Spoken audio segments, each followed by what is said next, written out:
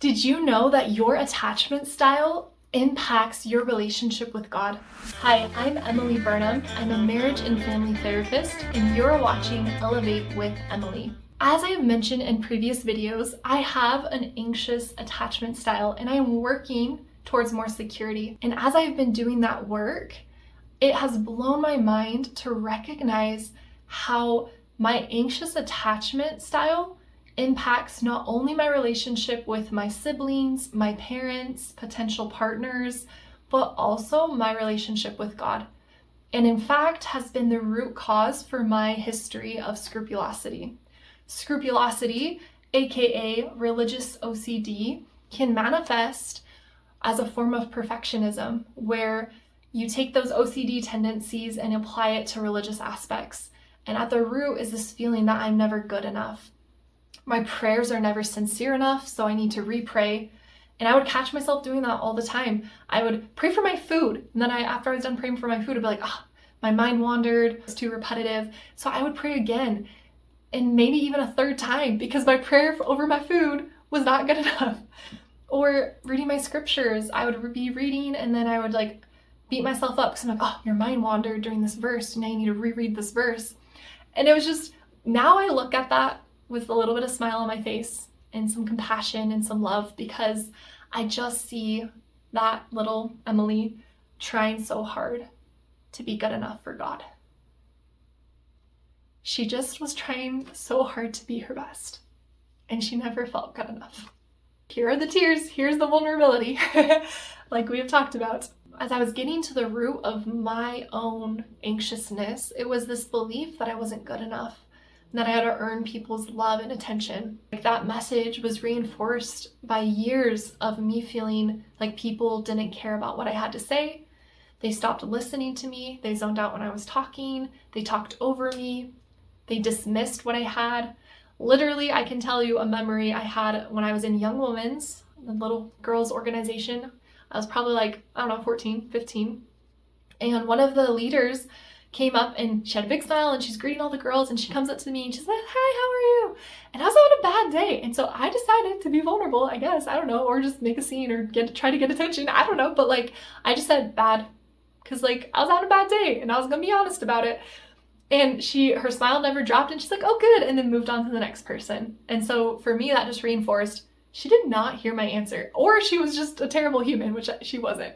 But otherwise, it's "Oh, good, you're doing bad. Okay, sweet. Moving on." No, but it just reinforced wow, she didn't even hear me. It was a little cry for help, a cry for attention, to be seen, to be heard, to be helped. And it was completely dismissed. And so that's just one example of a lifetime of examples that my brain draws from to reinforce this message that people don't care about what I have to say. But as I was working in therapy, I was being able to go back into those memories and see that little girl for who she was. And I offered that love that she was longing for, that longing that she had for someone to see her and feel her and love her and understand her. I was able to offer that to her, and my own therapist, right? I felt my therapist's genuine love for me. And honestly, that was my favorite thing about going to therapy every week, was walking in and just seeing her smile, her face light up when she saw me with just genuine enjoyment and love for me. And I was like, yes, someone loves me. Even if I have to pay them to love me, right? No, I'm just kidding. But that just helped facilitate this room for me to learn to do that for myself. And so then fast forward, I went to a church event, and I was really nervous about going because it was an evening activity with a ton of different activities going on in different rooms, and I wasn't sure which one I wanted to go to, and I wasn't sure if I was going to know anyone when I went. But me being me, I try to be brave even when I'm really scared and really don't want to do something. I forced myself to go to this event. And I show up, and worst fears confirmed. I don't know anyone. I kind of go in and out of the different rooms, trying to look for someone I know, trying to look for a friendly face. No one acknowledges me. Everyone's in their cliques. They don't even give me the time of day. I'm feeling more and more insecure and more scared and more vulnerable. And all those fears are getting reinforced. Why did I even come? No one wants me here. No one's paying attention to me. No one wants to be my friend. So all of that's being reinforced. And then I'm just you know what? I'm just gonna leave and treat myself. I'm gonna go out to dinner and treat myself to a nice evening. And so I get into my car, and then I'm like trying to look up where to go, and I have a lot of food allergies and dietary constraints, and I was just blinking, like, where do I even want to go? These places are too far. I don't know if it's going to be Emily friendly, is what I call it. And so then I just started feeling worse and worse. Like, I can't even just go out and treat myself without having to worry and have anxiety over cross-contamination and if it's going to make my stomach hurt. And so I just started crying in the car, and all of those, doubts kind of swarming back in. But I took a moment and I looked myself in the eye in the rearview mirror, and I just saw myself crying. And I just talked to myself and said, hey, Emily, I see you. I love you. I want to be your friend. And I just was filled with so much love for myself and so much compassion. And that moment, as you can see, has stuck with me. And that has been an emotionally corrective experience. When I start having all of those other false messages start to swarm and swirl around in my head, I remember what it was like to look at myself in the eye and be vulnerable and tell myself that and actually believe it and feel it.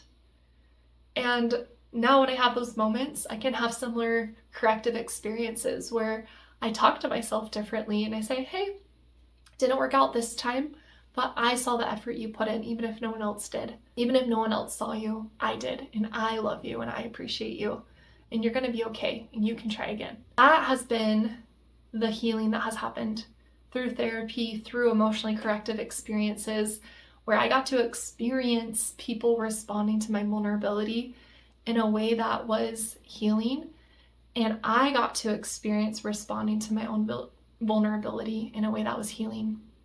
And it's so beautiful. And that's the kind of work that I love to do in the therapy room. I love people's tears. And it really requires me to be sharpened, like a sharp pencil, to be attuned and to be focused and not be stuck in my own head and my own anxieties of, man, they drove an hour out here to see me, so they better get something for that, or they're paying this much money, so hopefully they think that it's worth that much money, because right now in this moment I'm doubting myself, so I can't even imagine like why they're paying me this much money or driving this far to see me. And like all of that imposter syndrome or anxiety gets triggered, and then it detracts from my ability to be present and emotionally engaged. And so it's a work in progress, but it is something that my Savior Jesus Christ helps me with as I remember that I am on his team, that I'm not alone, and that he can guide me and make up for my weaknesses and turn ugliness into beauty. Thank you guys for watching. I hope that you are able to have these kinds of experiences with yourself, because you are so worth it. And I will see you in the next video. Bye.